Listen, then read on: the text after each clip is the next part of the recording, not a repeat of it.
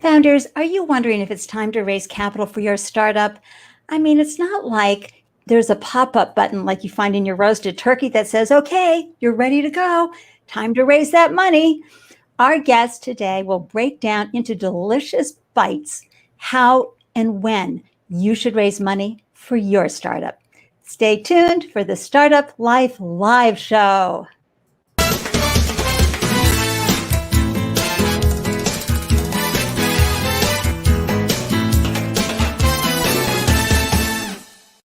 Hello and welcome everyone to the Startup Life Live Show. I'm your host, Ande, Lyons, startup coach to first-time founders. And after raising 4 businesses of my own, I now help newly minted founders sleep through the night by giving them peace of mind. Because, hey, a new business does not come with instructions, right? So thank you for carving out time to tune in and up your founder game. And for those of you watching the replay, please like this video and be sure to click on that subscribe button. Thank you so much. I am over the moon, thrilled to introduce you to our guest, Christie Pitts. I've got some great information to share with you before I bring her into the room. She's a general partner at Backstage Capital, an early stage investor at Backstage Capital, co-founder of Backstage Studio, and an advocate for founders everywhere. And let me tell you a little bit about Backstage Capital as well. Christie joined Backstage in August of 2017 and went on to assist in sourcing and investing in startups led by women, people of color, and LGBTQ founders, helping to bring the firm's total investment portfolio to more than 150 companies. Oh my gosh. And of course, you see right behind me one of my favorite books, It's About Damn Time. This is Arlan Hamilton's amazing story of how she launched this incredible fund. I'm telling you, everybody, sharpen your pencils and get ready to take notes because Christie Pitts is in the house. Hey, Christie. Welcome to the show. I'm so happy you're here. Woo! It's Friday, TGIF. We are so excited to see you.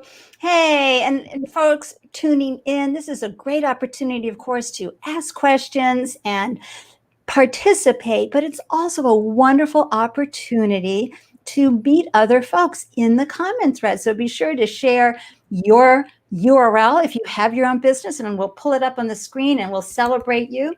Also your LinkedIn so people can connect with you. Just, it's a great way to network. And we're live right now, Christie, on YouTube,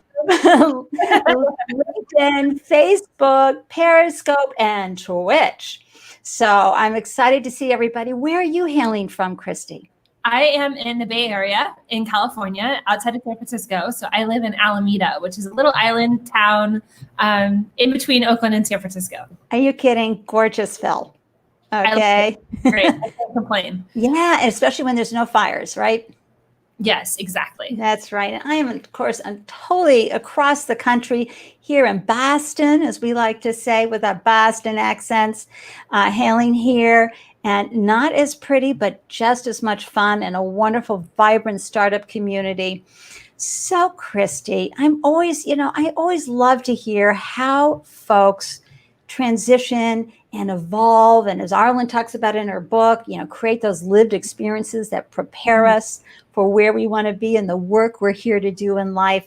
Would you please share with everybody the stories that led you to Arlan and Backstage Capital, and how, you began, because I think right out of school, you went right to work with Verizon, yes? Yes, actually, I was still in school when I started with Verizon.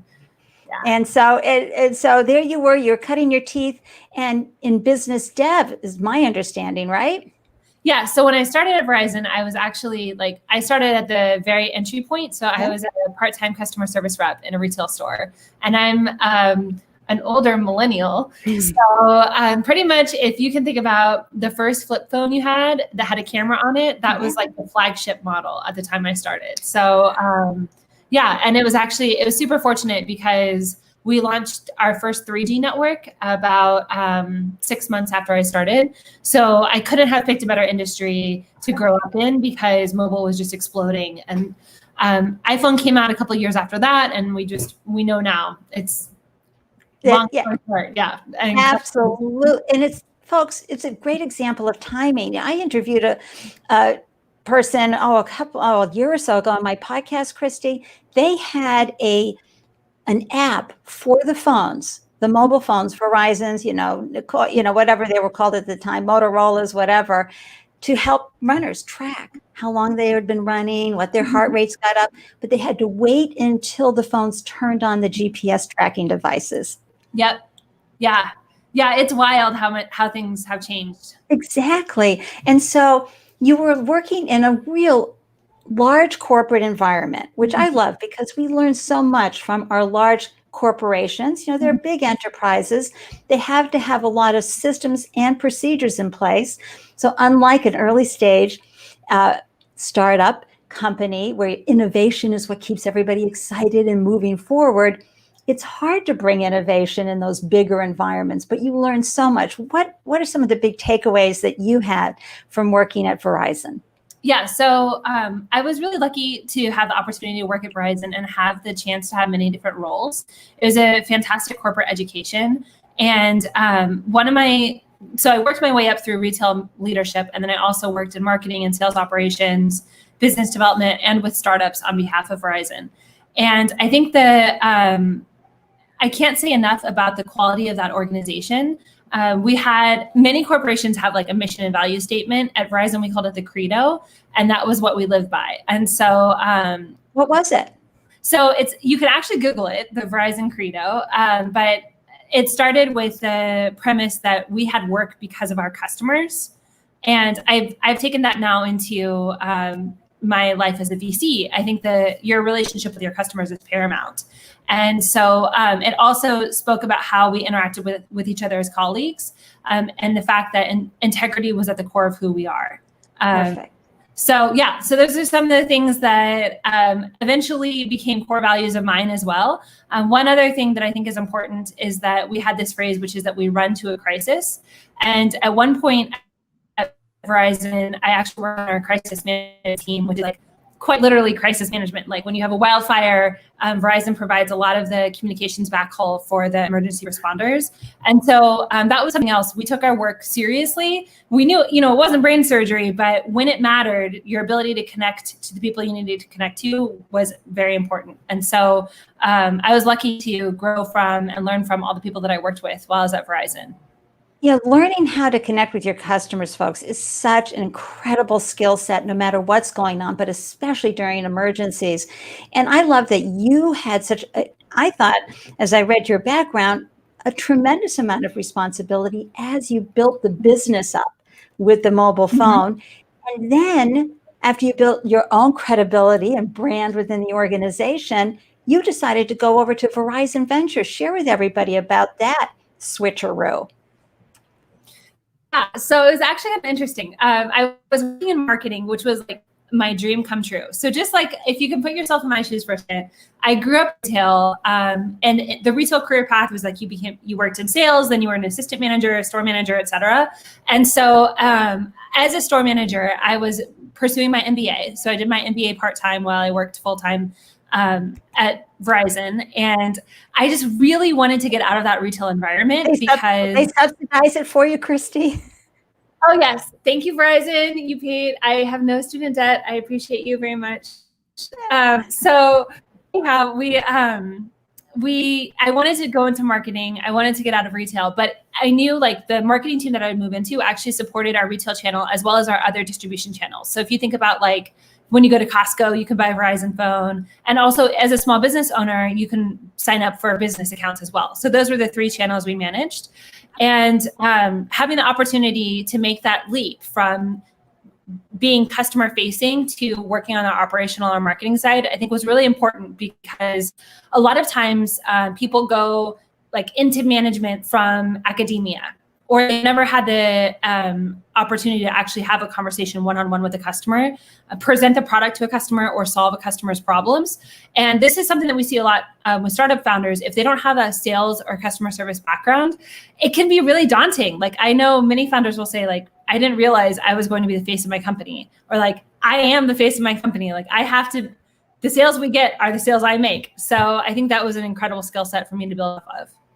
I love it. So there you were working at Verizon Ventures, which you were getting exposed to a whole different aspect of business, right? Yep. Yeah, exactly. So in that marketing role, I helped to support startups in the San Francisco Bay Area, including a little known company at the time, which was called Uber. This was back in 2012. So way back in the day, if you were an Uber driver, you actually had a Verizon iPhone in your car. This is when Uber only had Uber Black, the professional cars, not Uber X. And so we supported them. You could actually go to the Verizon Wireless store on Market Street in San Francisco and get an Uber placard and add Uber to your phone. Like, we did all these cool marketing things together. And I learned from that experience how much I loved working with folks who are in the startup environment.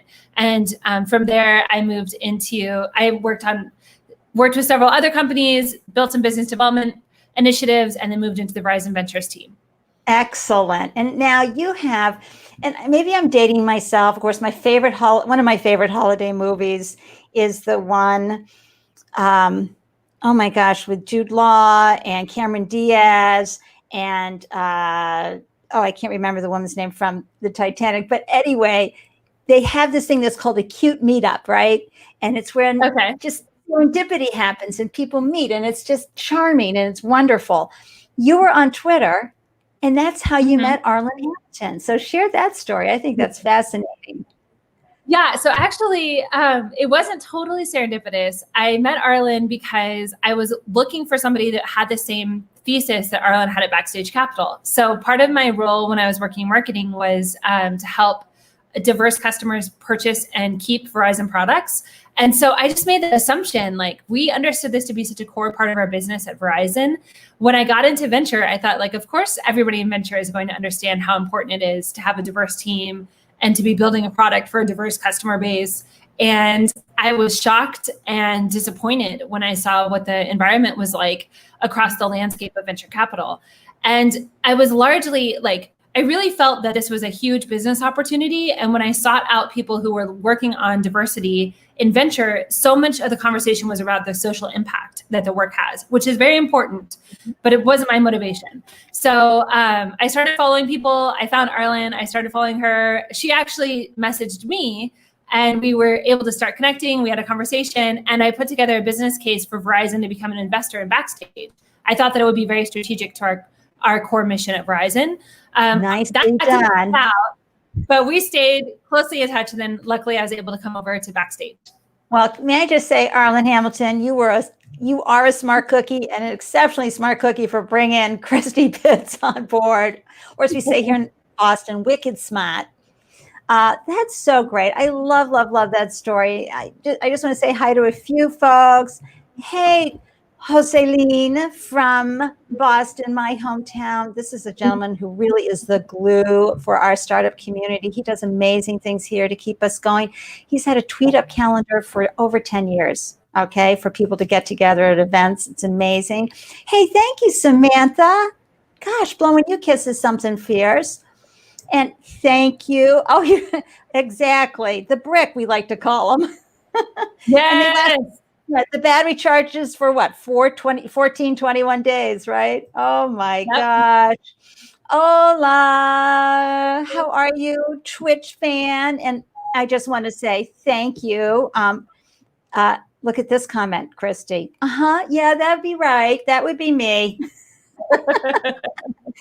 And I know, and Angela knows all about the corporate world. How you doing, Angie? Christy, Angela has a business. It's a jewelry business called Artifactos. And Colombian women take nuts that take hundreds of years sometimes to biodegrade. I'm wearing one of them. This is a nut, but this is also one of the rings. And so she's supporting the economy with women founders in Colombia, and yet she sells them all over here in the U.S. I just had to tell you about that. Yay. Hey, William Rock. Thanks for tuning in from Kansas City. Yay. So good. All right. So I love saying hello to everybody for a quick second. I'm so grateful that you're all tuning in and grabbing the gems that Christie has to share today. I want Christie for you to talk about Backstage Capital because I have been a huge fan for quite a few years of this organization and its commitment to helping underrepresented founders get some wind into their sails. And because we know it's really tough out there, let's please share, what's on the horizon and some other information about Backstage Capital at this point. Yeah, happy to. So Backstage Capital is a venture capital firm. We have invested in 150 companies led by women, people of color, LGBTQ founders. And typically we invest, or up until recently, we invested the very earliest stages of companies in their lifetime. So it could be the very first money into the company as an outside investor, sometimes even before a product was in the market. And we're still investing at early stages. Recently, though, we've been able to increase our check size, meaning we originally were investing about $25K per company, and now we have the ability to invest $25K, $100K, or potentially even more through our initiative, which is called Backstage Crowd. So that's a couple of things I want to hit on here. One is that we invest in companies regardless of where they're based. Most of the companies we've invested in have been in the US, but some are in Europe, some are in Africa. We have a couple in the Caribbean and Canada, Mexico. And we also have this new initiative called Backstage Crowd. And Backstage Crowd is essentially a way where anybody can invest with us to put their money behind underrepresented founders who are building startups.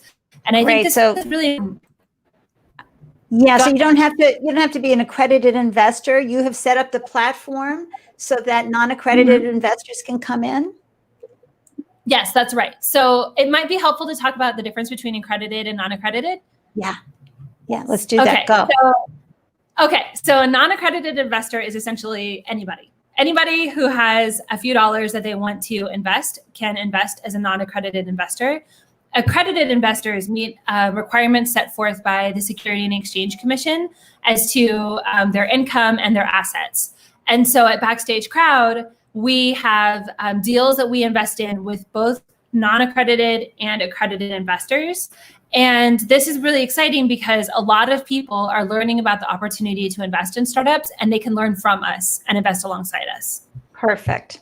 I've been a huge fan of crowdfunding, but equity crowdfunding since the Jobs Act, because I knew this was a way for folks to really do what Warren Buffett says, be an owner, but you don't have to have this whole background of financial wealth to do so. You can write a check for $100 and you're in. I don't know if you have a minimum where you are, but and you feel, and folks, and Chrissy, this is important too for founders to know when they do equity crowdfunding, when it's time to do adding on, another Series A perhaps, crowdfunding can be put into kind of like an LLP as far as the term sheet. How does that work? Actually, I'm not familiar with the phrase LLP. What does that mean? Oh, limited partnership, limited liability partnership, so that when you're looking at the capital table of a business, all those folks that come in from the crowdfunding, the equity crowdfunding. Oh, I see what you're saying. Okay. They have to be on the cap table, but you don't want to have like 1,500 individuals with their. Right, exactly, with their $100 checks. Right. So the companies that we invest in through Backstage Crowd are all using platforms like Republic or like WeFunder, for example. And if you choose to do a crowdfund for your company, which is I agree with what you said about the importance of the ability to do a crowdfund.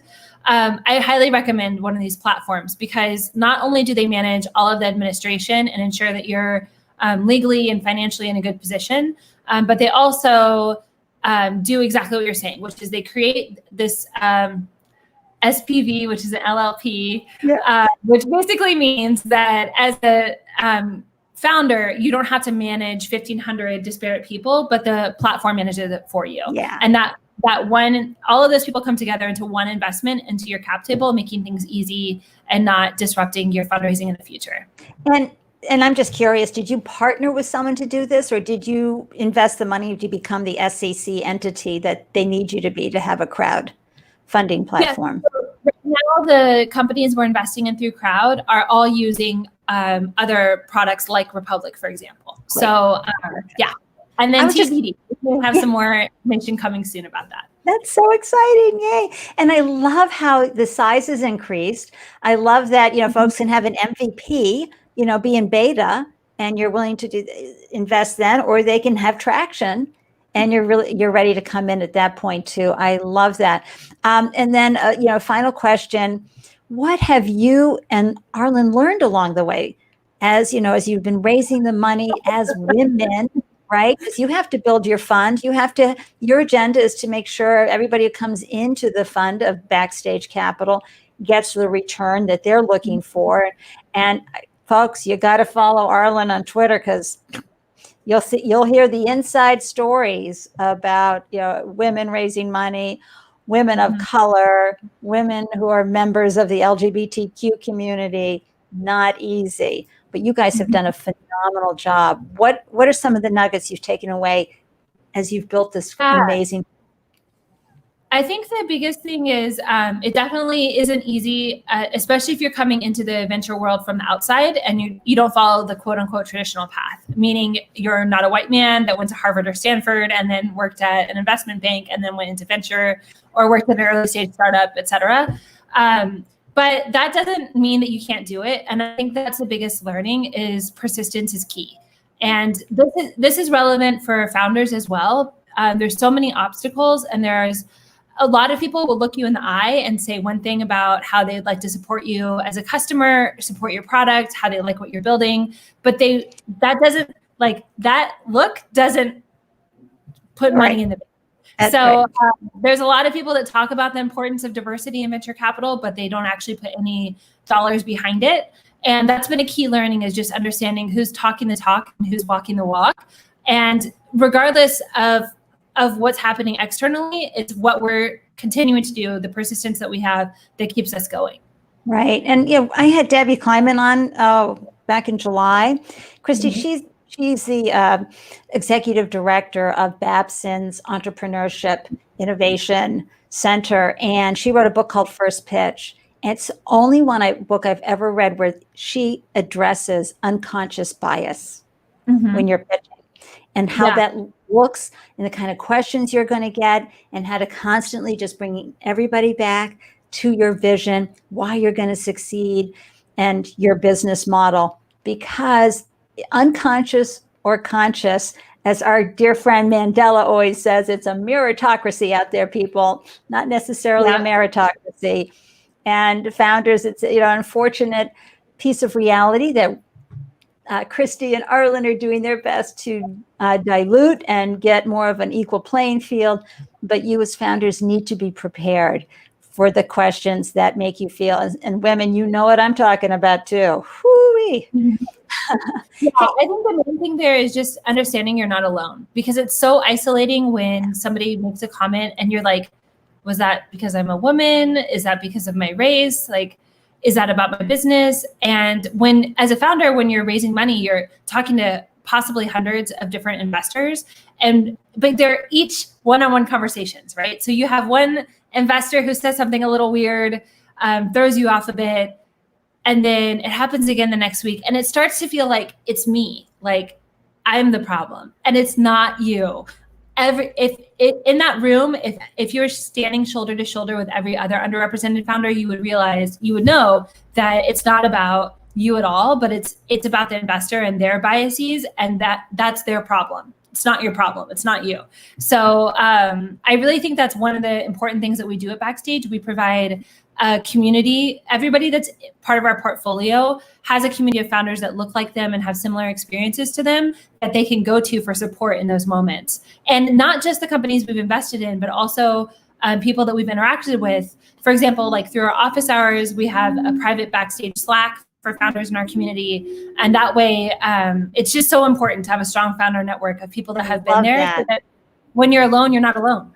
Oh my gosh. How many deals are you guys looking at a month?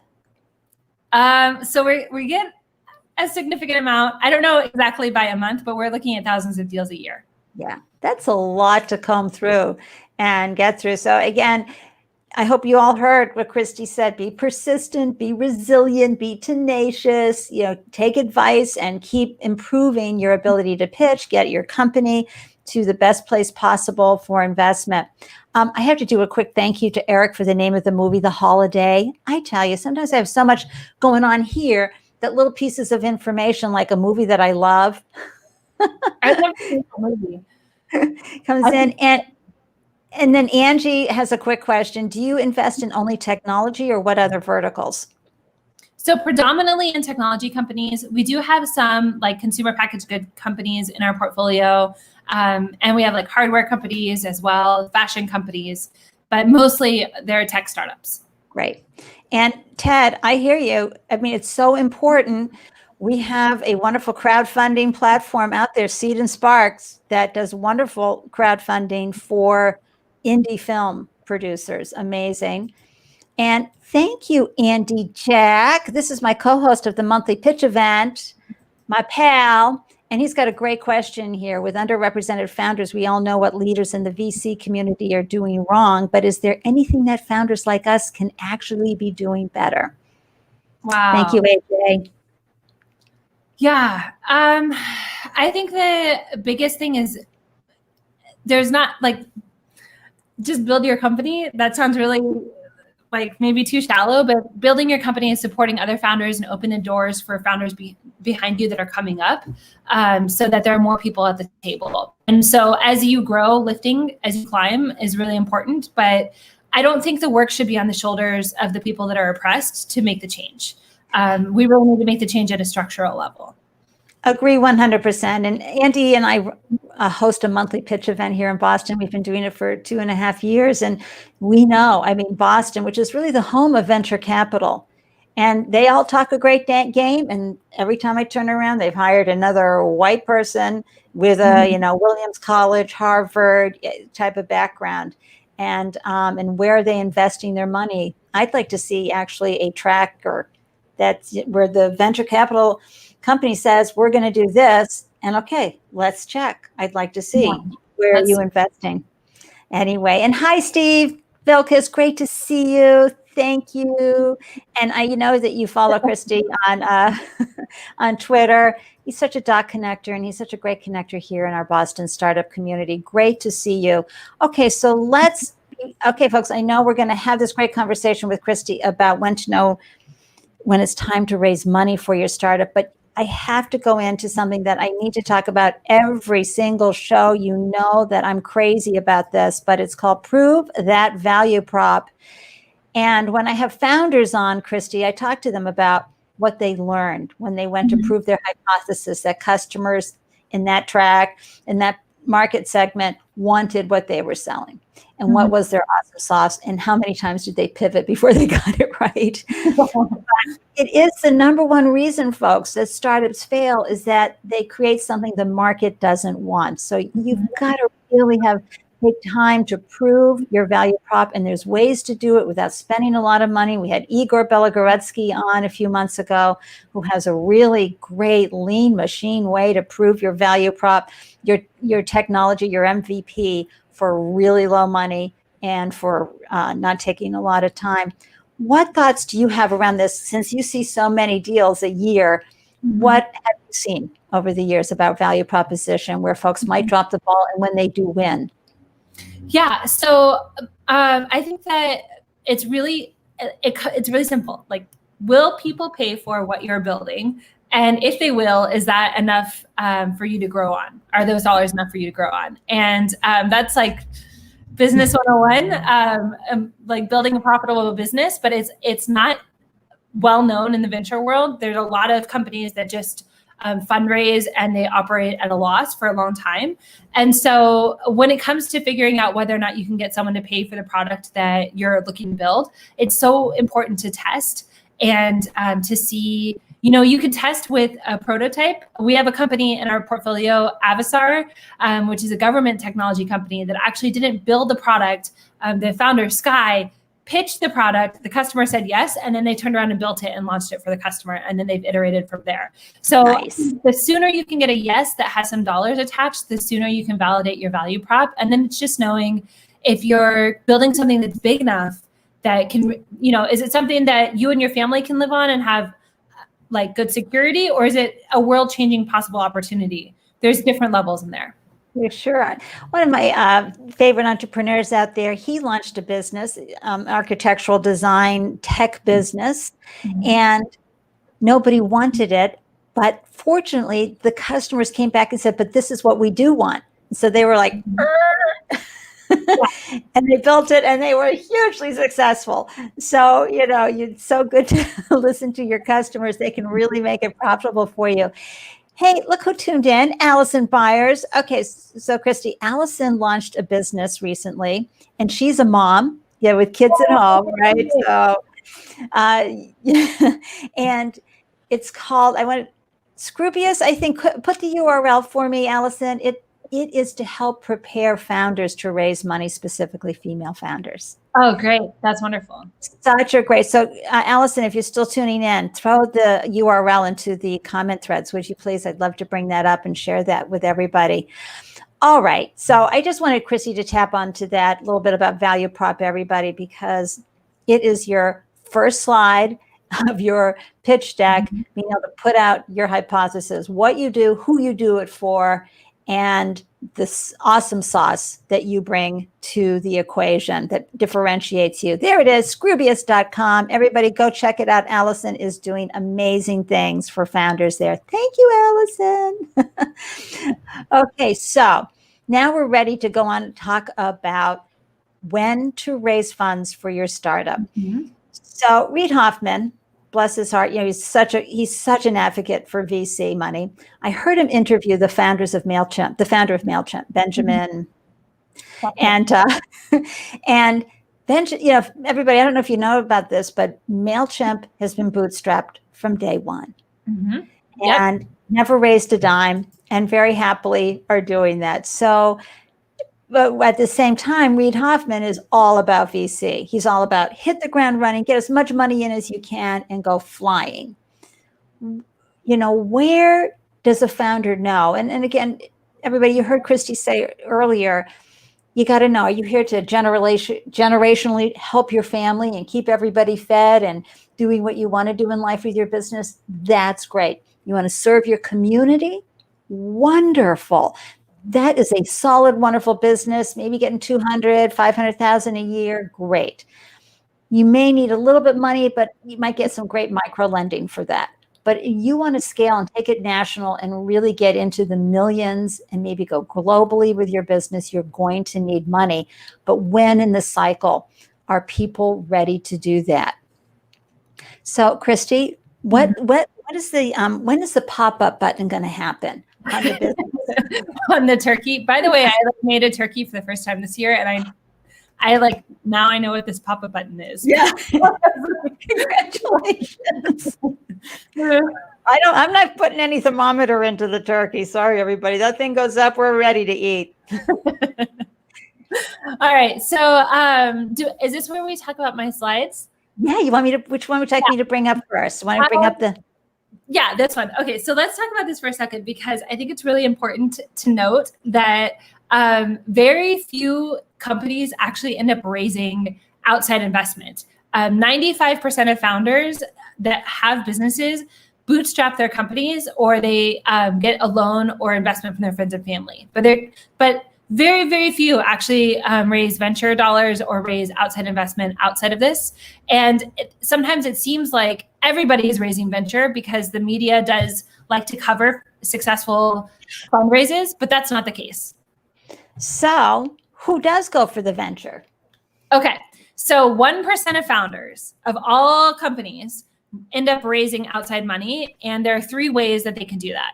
First is from angel investors. Earlier, Ande and I were talking about what it means to be an accredited investor, and an angel investor is an accredited investor. They're investing their own money. And when it says rich people here, that effectively means they meet that accreditation requirement from the SEC. Crowdfunding is another thing we've already hit on today. So crowdfunding through a platform like Republic, for example, allows anybody to invest their own money into the company. And then lastly, there's venture capital, which typically represents really big dollars into a company. And venture capitalists are money managers. We manage other people's money on their behalf, finding and investing and managing our investments in startups. Beautiful. That's a lot to take in right there. I didn't know the number was so high about founders who are bootstrapping their way. But of course, that's out of like millions of businesses, I'm sure. But still, I thought more went for, and that could be part of the mythology that's out there, folks. You know, you launch a business, you have to go raise money, and you hear all the celebrations. Oh, we raised X millions. And hello, the day I pop the champagne for a company is the day they tell me we're profitable and sustainable. Yeah. That's Fundraising in and of itself is not an accomplishment. It just brings you to a point where you can then take that capital and use it to reach milestones for your company. But every time you take $1 in, you give up a piece of your company in exchange. And so that's really important to consider before moving forward with an investment conversation. Thank you for bringing that up, Christie. Mm-hmm. It is a piece of advice that is not talked about enough, which is that you are giving up a chunk of your business. When is the climate? When are you ready to do that? I mean, some people, I had a .com, okay? And so we raised over 8 million, and I did stock negotiations with every employee I hired. We had up to 100 employees. We were down in Southern California, but it was, you know, there was, you would, folks, I would see folks, you know, giving the attorney, look, I'll get you later, but why don't you take a % here, or advisors here, why don't you take some of the equity here? And they would just be throwing out equity left and right. It became like a cultural mentality thing that was not healthy for the business. What advice do you have for founders to really think about when do they want to give up equity for their business, and really help them hone in as to what that means? Mm-hmm. Yeah. So equity is, in layman's terms, that's your ownership of the company. And so if you started a company and you own 100% of that company and you're bootstrapping, then you have all of the equity in that company to yourself. Sometimes when founders don't have a lot of cash, they think like, okay, what do I have that does represent value? Oh, well, I could leverage the equity that I own as value in order to get to that next level. So, for example, sometimes when you're hiring early employees, they come and work for you for less than what they'd work for at a bigger company, but they also take an equity like stock. Right. Yeah. So, but the problem is, what I'm trying to get to is that you can't get back what you've given away when it comes to equity. And I think Mark Cuban has a famous quote about this, which I'm going to butcher, but it basically, billionaires are made from ownership. So if you look at the people that are on this, that are really wealthy, it's because they maintained ownership in their companies as those companies grew. Yeah.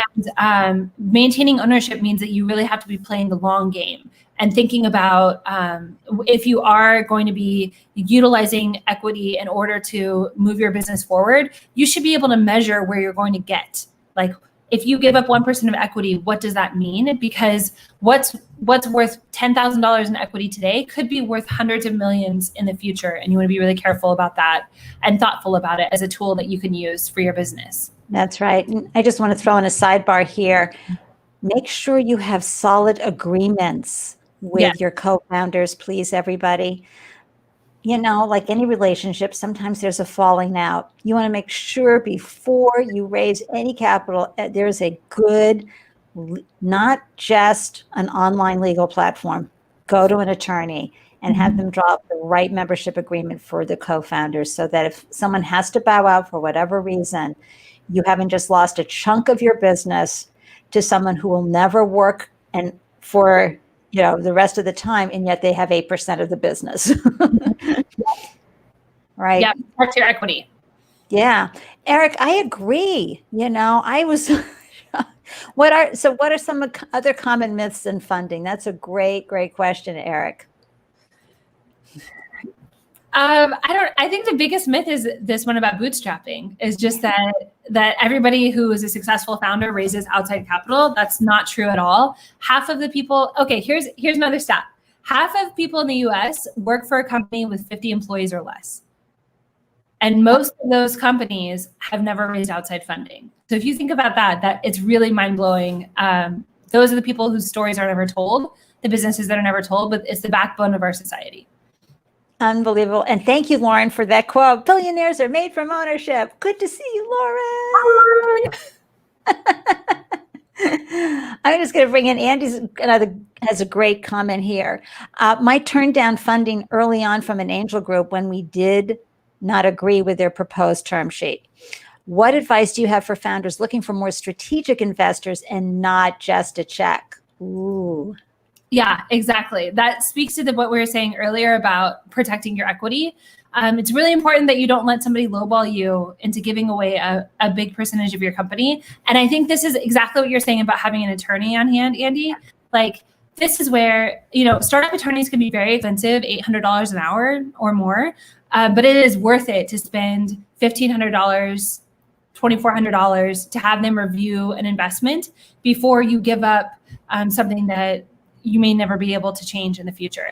And so if you're looking for a strategic investor, I think the biggest secret to this is having a strong network of other founders who can refer you to investors that they like working with.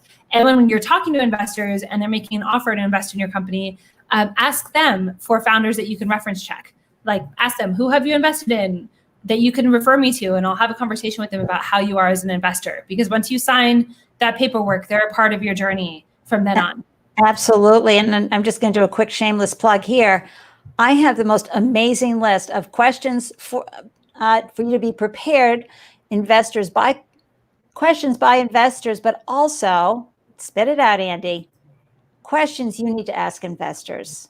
Mm-hmm. I feel so strongly that you need to find aligned investors. As AJ just said, you don't want just the check. You want somebody who is passionate about your business, who loves what you're doing, and can get behind it and bring value to the place. So you have to do your due diligence on investors as well.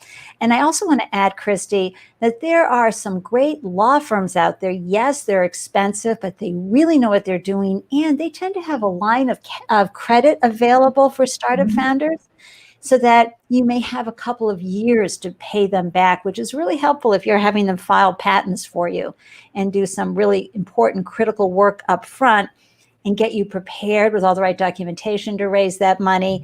And then you don't have to worry about paying it back for a few years.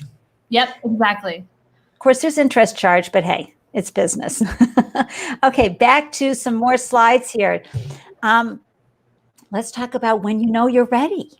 All right. What to do. So if you have had your company or you're starting your company and you want to raise from outside investors, I think y'all are probably all familiar with jargon that is used in every industry, and investors definitely have jargon that they use when they're having investment conversations with you. So I think it's really important that you're up to speed on all of that before you go into these conversations with investors, because that helps to build your credibility with them. And there's tons of great resources out there. Podcasts are a good example. Arlen has a podcast called Your First Million. She also has a class called Raising Capital from Scratch on Teachable. arlenwashere.teachable.com. And then you can go to come stuff like this, like events and programs. There's a ton of resources, both free and paid, where you can learn about the ins and outs of how you should be talking about your company with investors.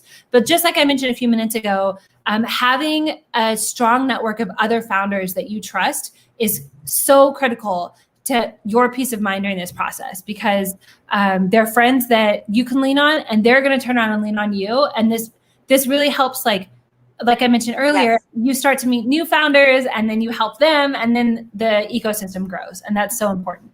It's really the best support group. You cannot look to your family and friends, folks.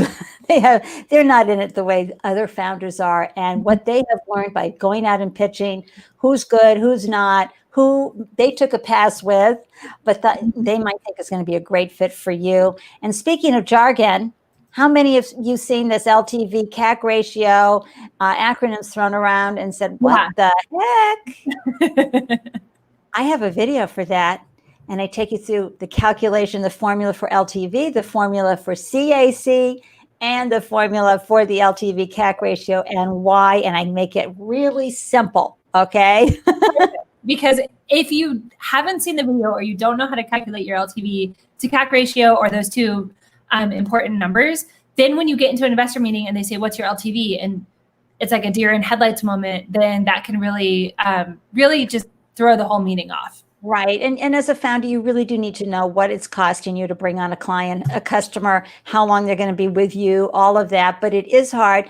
And honestly, Christie, I was just because I kept hearing it thrown around at the expert investors who would be at our pitch event or Gary V, always throwing that around. I just want to say a quick hello and bring up a favorite here in Boston. Marie Meslin is the executive director for the Capital Network, has been around over 20 years helping founders get funded, but it's her fellowship for female founders that she has that has been amazing. Allison is a member of that, or maybe a graduate.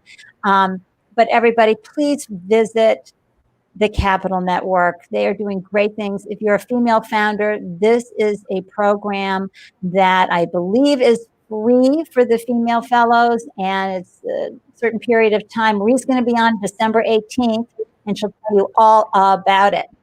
But yay, Marie, thanks for swinging by. Good to see you. And yay, I'm glad you're enjoying this conversation. I am too. Thank you for tuning in. And, anybody who's lurking, just know we're here waving at you and we're thinking of you, right? Let's go to another slide. So this is, first, Christie talked about getting prepared for the presentation. What are the things you want to get ready? I shared my investor questions for investors.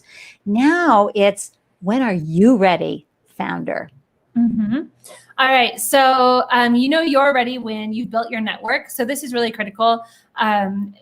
Successful fundraising should be a process that has a start date and an end date. A lot of founders fall into the trap where they end up permanently fundraising and they just have a rolling close, and that can be so distracting from actually building your business. And so in order to be prepared to run a fundraising process, you have to have some warm relationships already with investors.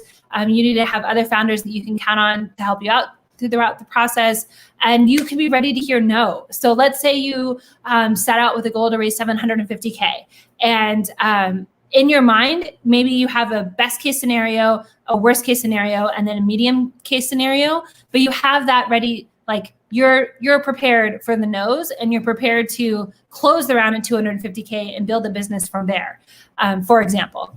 And then the other piece here is your value and your role and you understand the raise. So what I mean by your value is that while it feels like in an investor conversation, the investor has all the power, it's actually the opposite. You are the one that is going to be working for them if they end up investing in your company. Your work makes them and their investors rich. And so it's really important to know that they should be bringing value back to you beyond just the check. And also you should feel really comfortable and you will want to work with them. Secondly, knowing your role and just the role you play in terms of the leader of your company. So what I mean by that is sometimes investors can be very noisy and tell you like, I think you should do this, I think you should do that. They can as much like product, or it could be about your team. And ultimately you are the one in the driver's seat. It's your decisions that determine the company future. And so being confident in yourself, you can ask your investors for guidance, but until you're further down the path and until they have board seats, you are responsible for the outcomes. And then the last piece here is what we've been talking about so far. You understand the raise, you understand the equity that you're talking about, whether you're raising on a SAFE or a convertible note, which is really common these days. How does that convert in the future? What does that mean for you in the future? And this is where having a strong startup attorney can be really helpful. Have your attorney walk you through different outcome scenarios based on how much you raise, how much you could sell your company for, or if you end up taking your company public. What does that mean for you and your personal family, like your financials? And what does it mean? What are you raising? How long will it take your company, and so forth? Understanding all those elements ahead of time before you start the investor conversations means that you can have a shorter time frame raising and get back to building your business.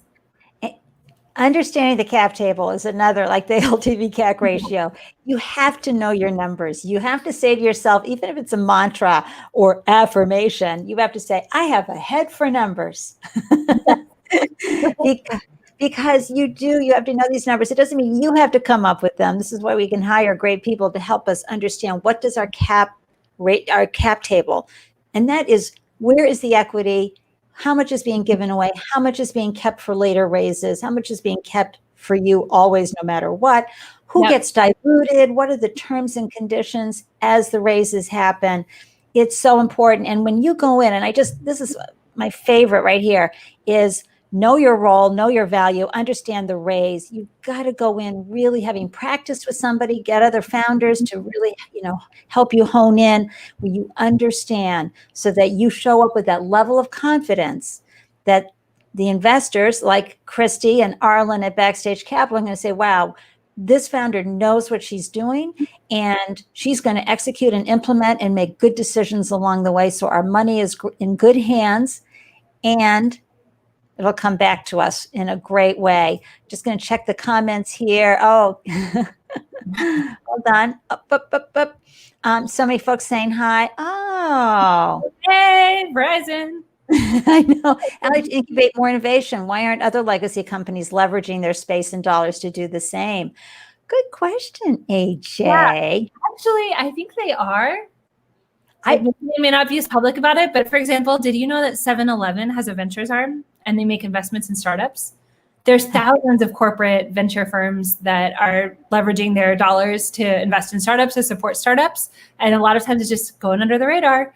I feel an Airtable in our future, everybody. With a list.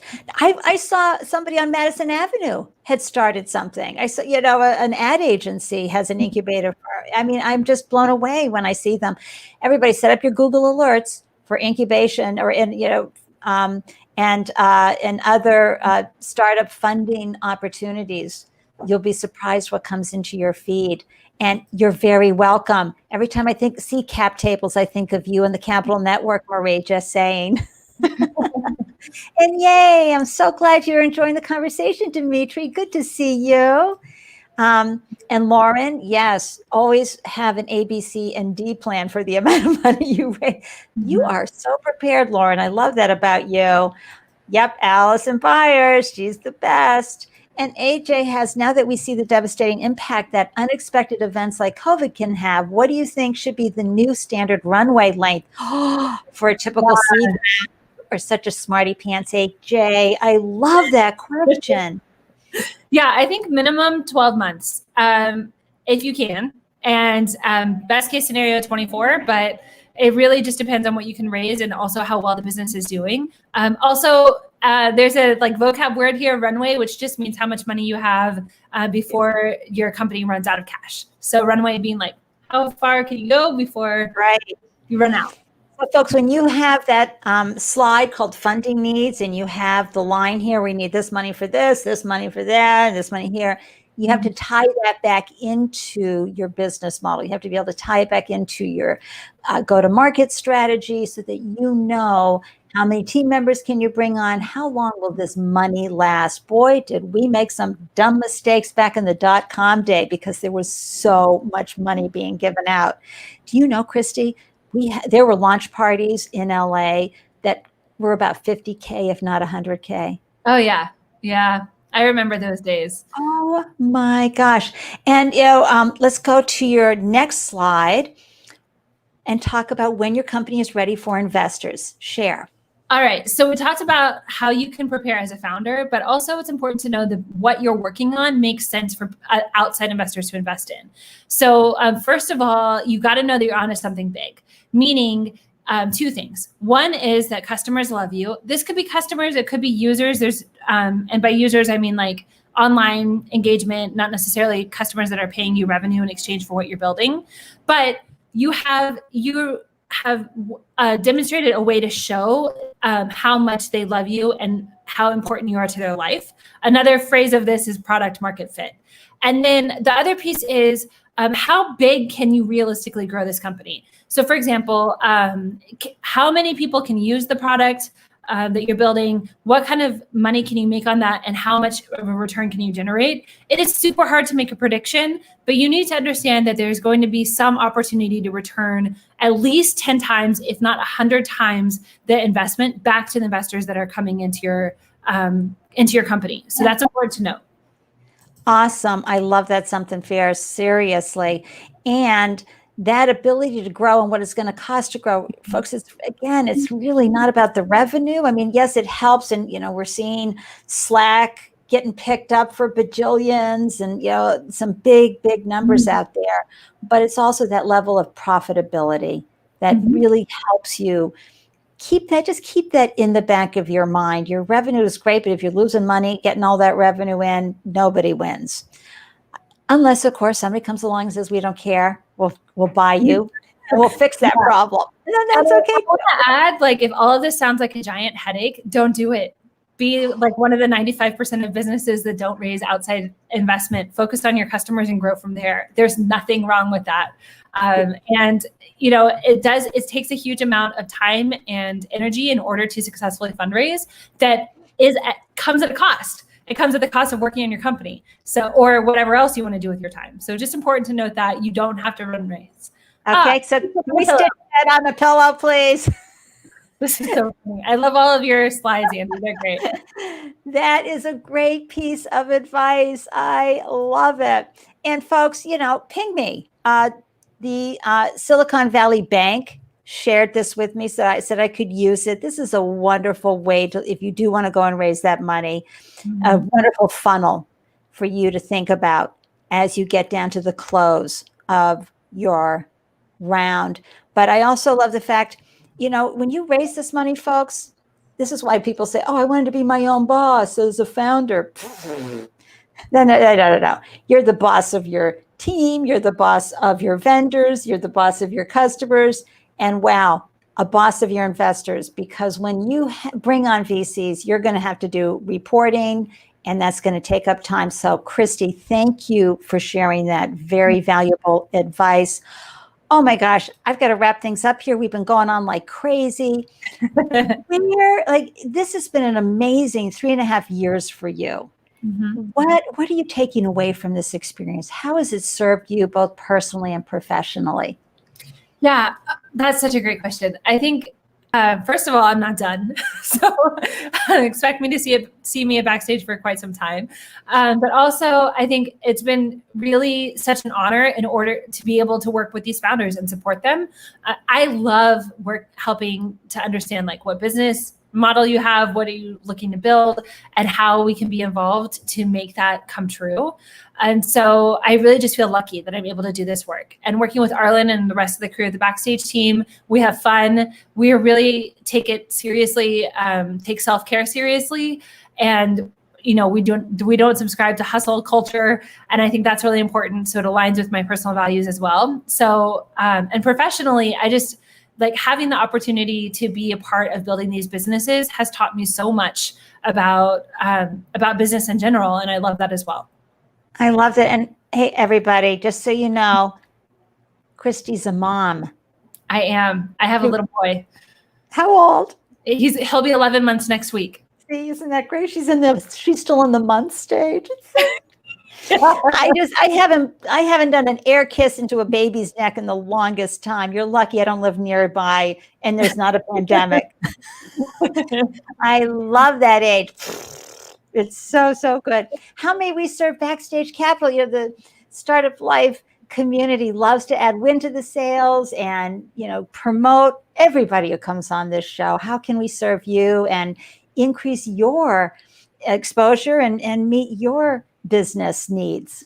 Yeah, thank you, Andy. So if you're interested in learning more about Backstage and you're a founder, sign up for a newsletter, follow us on social media. If you're not a founder or you are a founder and you're interested in also investing in other startups that have underrepresented founders, sign up at backstagecrowd.com. Like I mentioned earlier, this is a new initiative for us, and I think it's really groundbreaking. It helps us democratize access on both sides. Ah, that's wonderful. And any last word of advice to folks before I close out? Let's just have some fun. Yay! Oh my gosh, this has been so much fun. I've just been on the edge of my seat this whole time chatting with you, Christie. I'm so grateful that you came on board and shared your incredible wisdom with everybody today. And viewers, oh my gosh, thank you for tuning in. I'm so delighted to see you. Those of you who are watching the replay, again, like the video and subscribe to the YouTube channel and stay in touch. Reach out, follow me. I'm at Ande Lyons on every platform, and I'm an equal social media user everywhere. I glow. And also, if I just feel so strongly, and many folks will tell you the same thing. You don't need to be doing this, going through this alone. You saw earlier, this is how I serve folks, pitch deck reviews, big 2-hour strategies, but the most popular one is the on-demand coaching that I do. And what that is that you just schedule me 15 minutes, 10 minutes, 20 minutes. You have a burning question, you had a disaster happen, just call. We work it out. It's okay. You're a startup founder. That's what happens. Find out if we're a fit. Book a free 15-minute conversation with me, and we'll find out. I'd love to learn more about you and your business. Now, I got to tell you who's on Tuesday. Look at this. Alyssa Cohn. She's like the #1 startup coach in the world. We're going to have a great conversation. She's bringing tons of gems. And let me tell you, Alyssa has been coaching startup founders to grow into world-class CEOs for nearly 20 years and was named the top startup coach in the world at the Thinkers 50 Marshall Goldsmith Global Coaches Award in London. She's had her own businesses as well. And she's pure deliciousness. She's so much fun to chat with. She's got great energy. We're all going to learn so much from her. And to receive alerts whenever I post a new show, I go live on Tuesdays and Fridays. Join my meetup group right here. That way you're going to know when it's time for some delicious advice. Looking at the comments here. Thank you so much for tuning in, Lauren. Great to see you. Thank you, Angela. I know. I wish we'd had the baby to kiss, right? Oh my gosh. Angie, you've got your mother of 3 goddesses in training. You're doing amazing work every day. All right, founders, you know the drill. Stay focused. Stay safe. And I don't know, wherever you are, you might need to be staying home doing all your work, right? But please remember, you've got this. I believe in you, and I can't wait to see you the next time. Cheers.